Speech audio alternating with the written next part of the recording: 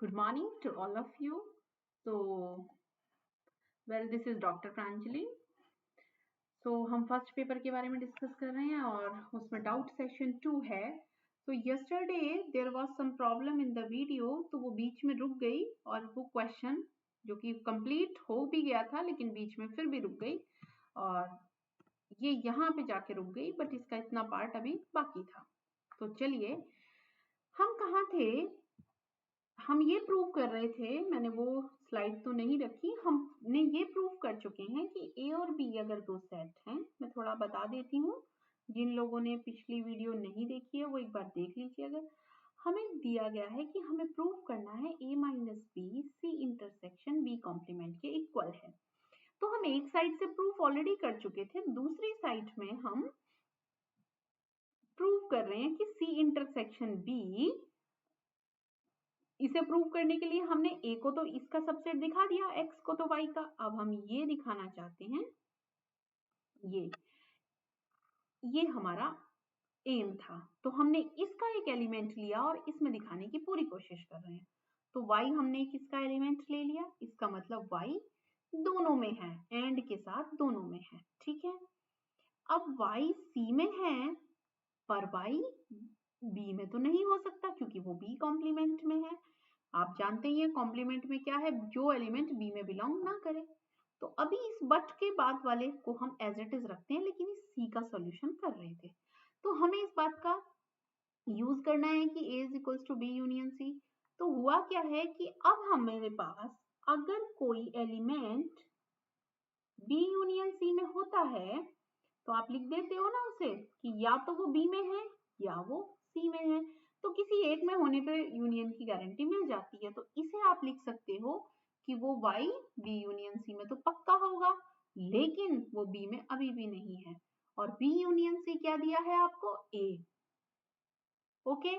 तो a में तो है बट b में नहीं है. अब आगे चल के देखें, इसका मतलब y जब c में है तो b यूनियन c में है बट b में नहीं है. इसका मतलब ये बात हमें दी थी कि a में है लेकिन b में नहीं है, तो इसका मतलब y a माइनस b में है.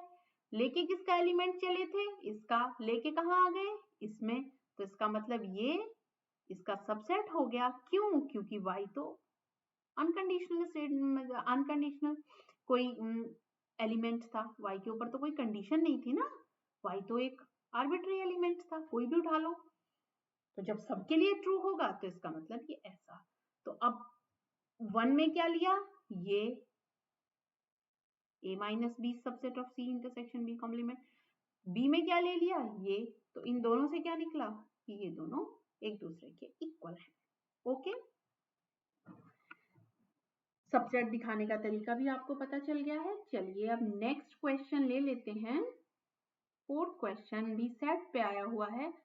मैं समझ नहीं पा रही, आपने इतने सारे सेट के क्वेश्चन दिए हैं, आप आपस में भी थोड़ा डिस्कस कर सकते थे, बट एनीवे लगभग एक एक जैसे से ही क्वेश्चंस दिए हैं. सो नेक्स्ट टाइम आप देख लीजिएगा, otherwise how I shall be completing the syllabus. तो अभी हम इसीलिए मैंने सबको कंबाइन करने के लिए भी कहा था कि आप एक बार कंबाइन कर लेंगे, सो आपके लिए ही आसानी होती कि मैं यूनिट 2 स्टार्ट कर देती. हर यूनिट के बाद 2 डाउट सेशन इज इनफ. ठीक है बेटा. तो हर यूनिट के बाद हम 2 डाउट सेशन लेंगे और जो कोई प्रॉब्लम होती है तो आप बीच में हमसे फिर भी पूछते रहिए. चलिए, a minus B union c को प्रूव करना है. a minus b intersection a minus c, जहां a b c 3 non empty set है. ठीक है. इक्वालिटी दिखाते वक्त वही काम है.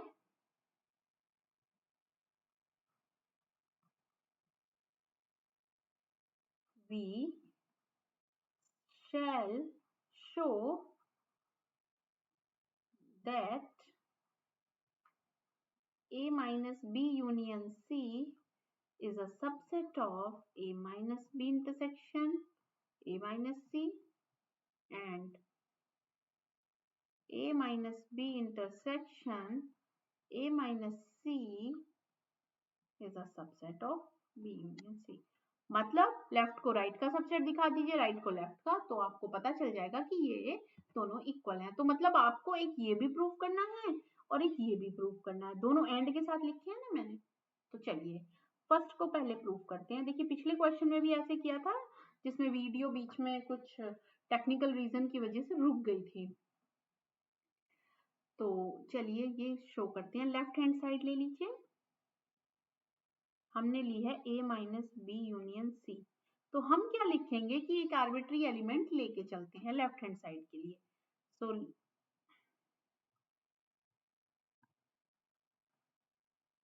ठीक है, let x is an element of, left hand side ले ली पूरी, इसका एलिमेंट है। अब a माइनस दिस, ये भी एक सेट ही होगा ना, तो इसका मतलब x a में तो है, but x does not belongs in b union c। अब ध्यान रखिए b यूनियन c में पूरे में ही नहीं है, तो इसका मतलब, just a minute, I just would like to check my setting of this software that whether it is working completely or not, otherwise पहले प्रॉब्लम हो गई है। तो x किस में है, b यूनियन c में नहीं है। b यूनियन c में ना होने का मतलब x ना तो b में है, क्योंकि अगर किसी में भी हो जाए तो वो तो आ जाएगा ना b यूनियन c में, and x does not belongs in c, वो किसी में भी नहीं है। ओके चलिए, अब ये तो बात एक कॉमन थी ना, तो दोनों के लिए भाई एक ये सेट है एक ये सेट है, तो x को दोनों के साथ बांटेंगे। तो this implies x belongs in a but x does not belongs in b, and तो यहाँ है ना, and x belongs in a but x does not belongs in c। तो इस बात का मतलब क्या है कि x कहाँ है, a माइनस b में, और इस बात का मतलब क्या है, x कहाँ है, a माइनस c में, और बीच में क्या लगा हुआ है, एंड, तो इसका मतलब x a माइनस b में भी है और x a माइनस c में भी है।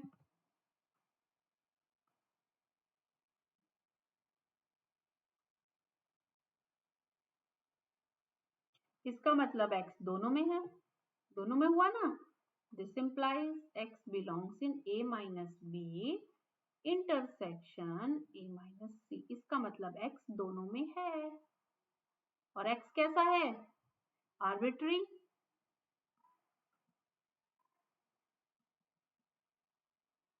दिस इंप्लाइज, कहां से लेके चले थे, हम तो यहां से लेके चले थे x को, और ला कहां दिया आपने, यहां, तो इसका मतलब x, if x belongs in a minus b union c implies x belongs in a minus b intersection a minus c. So this implies a minus b union c is a subset of a minus b intersection a minus c. अब इसको equation first कह लीजिए, या first तो आई गया है, ये first तो यही प्रूव करने के लिए कहा था ना मैंने। अब सेकंड प्रूफ कर लेते हैं, तो दोनों को मिला के हम कह सकते हैं कि ये दोनों सेट इक्वल हैं। बात समझ में आ रही है। सेकंड, अब हम इसका उल्टा लेके चलेंगे, तो x कोई भी एलिमेंट ले लीजिए, a minus b intersection a minus c का, ठीक है। इसका मतलब क्या हुआ कि x इसमें भी है और इसमें भी है, इंटरसेक्शन का मतलब, and x belongs in a minus c. तो a माइनस सी का मतलब है x belongs in a but x does not belongs in b, और फिर एंड के साथ एक बात है, x belongs in a but x does not belongs in c। तो इन दोनों बातों को एक साथ कर लेते हैं, क्योंकि x a में एक साथ लिख सकते हैं, x बिलोंग्स इन a। अब यहाँ क्या है, but x does not belongs in b, और यहाँ बीच में क्या है, and x does not belongs in C। तो ना B में है ना C में है, तो B यूनियन C में भी नहीं जाएगा। This implies x belongs in A but x does not belongs in B union C। This implies x कहाँ है, A में तो है बट B यूनियन C में नहीं है, इसका मतलब A minus B union C में है। लेके कहाँ से चले थे, यहां से लेके कहाँ आ गए, यहाँ पर। तो therefore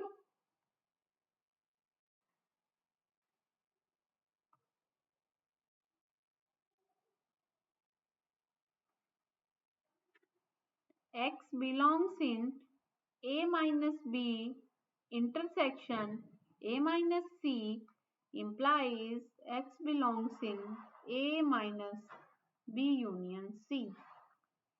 So ये आ गया, सेकेंड भी प्रूफ हो गया। तो 1 और 2 से हम क्या कह सकते हैं, पहला दूसरे का सबसेट है, दूसरा पहले का है, इसका मतलब दोनों इक्वल हैं।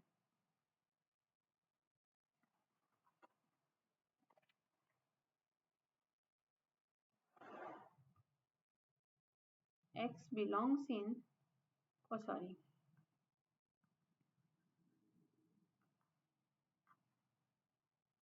A minus B intersection A minus C is equals to A minus B union C।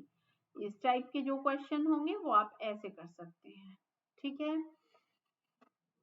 तो अब हम देख लेते हैं नेक्स्ट क्वेश्चन क्या आया हुआ था प्रॉब्लम में। एक स्टूडेंट को डाउट था चेन और एंटी चेन में, उसने क्या दिया था, सेट 1 2 4 6 एक सेट है। अब देखिए वहां चेन भी पूछी गई है और एंटी चेन भी पूछी गई है, और रिलेशन क्या दिया गया है, A B such that A divides B. Okay, चलिए अब आपने रिलेशन के एलिमेंट्स तो सबने लिख ही लिए, लेकिन चेन निकालते वक्त देखिए, चेन निकालते वक्त आप करेंगे कि आर में आर के पेयर लिख लेंगे, 1 1 2 2 3 3, सॉरी चेन के लिए वैसे मुझे आर के पेयर लिखने की जरूरत नहीं है क्योंकि मैं तो हेज़र डायग्राम से भी देख सकती हूँ। चलिए, तो आपको क्या देखना है कि पहला एलिमेंट दूसरे को डिवाइड करे चेन में। तो एक चेन तो ये हो गई, एक चेन ये हो गई, अगर दो एलिमेंट की चेन लिख रहे हैं। दूसरी लेंथ 2 की चेन्स हैं ये सारी, 2 4 भी एक लेंथ 2 की चेन है, 2 6 भी एक 2 लेंथ की चेन है। लेकिन एक काम करते हैं, एंटी चेन को थोड़ा इरेज कर लेते हैं, पहले चेन्स लिख लेते हैं सारी, ठीक है। ये तो सब 2 लेंथ की चेन है। अब अगर मैं 3 लेंथ की चेन लिखना चाहूंगी तो 1 2 4, क्योंकि 1 2 को डिवाइड करता है, 1 4 को डिवाइड करता है और 2 4 को डिवाइड करता है। हमें आपस में सारे देखने पड़ेंगे। चेन का मतलब है every element is related to other. ऐसा ना कर दें आप पहला दूसरे से, दूसरा तीसरे, तीसरे चौथे से। आपको सारे एलिमेंट एक दूसरे से रिलेटेड चाहिए, वरना क्या होगा, वो चेन नहीं बनेगी। मतलब हर 2 एलिमेंट के बीच में रिलेशनशिप हो, ठीक है। एवरी पेयर ऑफ एलिमेंट का मतलब है हर पेयर, कोई एक पेयर भी छूटा तो इसका मतलब गड़बड़ हो जाएगी। अब अगर मैं कहूं 1 2 6 तो ये भी एक चेन है, बट अगर हमने कह दिया 4 6 तो ये एक चेन नहीं है।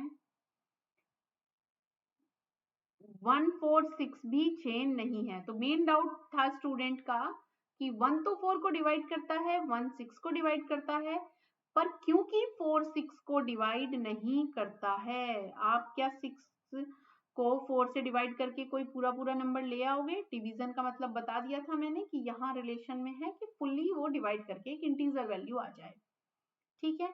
तो 4 6 को डिवाइड नहीं कर पाता है, इसका मतलब ये वाली भी चेन नहीं होगी, बिल्कुल भी नहीं है चेन। ठीक है, और वन मोर थिंग, ये एंटी चेन भी नहीं है। 1 4 6 इज नाइदर चेन। क्यों नहीं है चेन? देखिए, क्योंकि 4 6 को डिवाइड नहीं कर पाता है। और एंटी चेन क्यों नहीं है? Nor anti chain. ना तो ये चेन है ना एंटी चेन है। क्यों नहीं है? क्योंकि 1 तो 4 को डिवाइड कर देता है, सॉरी 1 तो 4 को डिवाइड कर देता है, 1 तो 6 को डिवाइड कर देता है। हमें तो दो ऐसे एलिमेंट चाहिए जो इनमें कोई भी किसी को डिवाइड ना करे, सब एक दूसरे के दुश्मन हो। आ रही है बात समझ में? क्योंकि 1 1 4 तो डिवाइड कर देता है ना, देखो ये 1 4 चेन में था ना, तो 1 के साथ 4 का पेयर नहीं आ सकता, 1 का 6 के साथ भी नहीं आ सकता। हाँ, 4 6 एक एंटी चेन हो सकती है। तो आपका क्वेश्चन ये था कि ना तो ये चेन है, बिल्कुल नहीं है चेन ये, और ये एंटी चेन भी नहीं है। एंटी चेन का रीजन भी मैंने दे दिया, क्योंकि 1 4 आ गया, 1 कैन डिवाइड 4,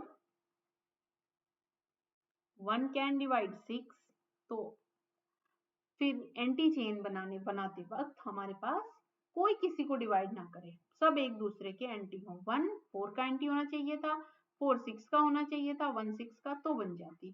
तो एंटी चेन यहाँ पर कौन सी है? यहाँ पर केवल एक ही एंटी चेन बनेगी, 4 6। ना तो 4 6 को डिवाइड करता है, तो 2 6 भी नहीं एंटी चेन हो सकती, 2 4 भी नहीं हो सकती। सो एंटी चेन ये है, ये कैसी भी नहीं है, ये चेन है, ये भी चेन है। ठीक है, क्लियर हो गया वो डाउट? और कुछ स्टूडेंट ने maximal minimal upper bound lower bound पूछे थे, वो हम यूनिट 2 से स्टार्ट करने हुए पढ़ेंगे, क्योंकि लैटिस बनाते वक्त हमें अपर बाउंड लोअर बाउंड की जरूरत पड़ेगी। और एक स्टूडेंट का डाउट और था हेज़े डायग्राम को लेकर। देखिए, हेज़े डायग्राम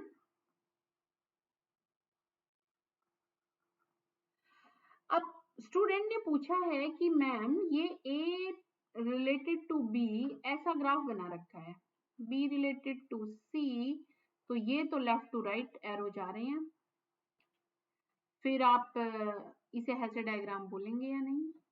बिल्कुल, स्टेप 2 तक तो ये हेज़े डायग्राम ही था ना, स्टेप 2 और 3 तक तो ये हेज़े डायग्राम ही था। पर अगर आप किसी रिलेशन के रेस्पेक्ट में ग्राफ बना रहे हैं तो ये करेक्ट है, बट हेज़े डायग्राम में व्हेन डायरेक्शंस आर रिमूव्ड, तो सब एरो उस टाइम ऊपर रखने के बाद ही आप ये हटा पाओगे। मतलब डायरेक्शन का ये जो साइन है, ये जो एरो का निशान है, इसको तभी हटा पाएंगे जब आपने उसको ऐसे एडजस्ट कर दिया होगा ग्राफ को कि सारे एरो के जो साइन है वो ऊपर की तरफ होंगे। अदरवाइज आप डायरेक्शन को रिमूव नहीं कर पाओगे, तब तक ये आपका ग्राफ ठीक है, कोई दिक्कत नहीं है इसे ग्राफ बनने में। स्टेप 3 तक ये हेज़े डायग्राम भी हो सकता था, लेकिन जनरली हेज़े डायग्राम में डायरेक्शन नहीं ली जाती, फिर आप हर बार डायरेक्शन को मेंटेन नहीं कर सकते, और ट्रांजिटिविटी भी। तो अगर मैंने कहीं कह दिया आपको कि ये हेज़े डायग्राम है, तो आपको ऑटोमेटिकली समझ लेना चाहिए कि ये ऊपर की तरफ रहे होंगे, ये कोई ए होगा, ये कोई बी, ये कोई सी। ठीक है, तो ए से दोनों तरफ को जा रहे थे। Is it clear?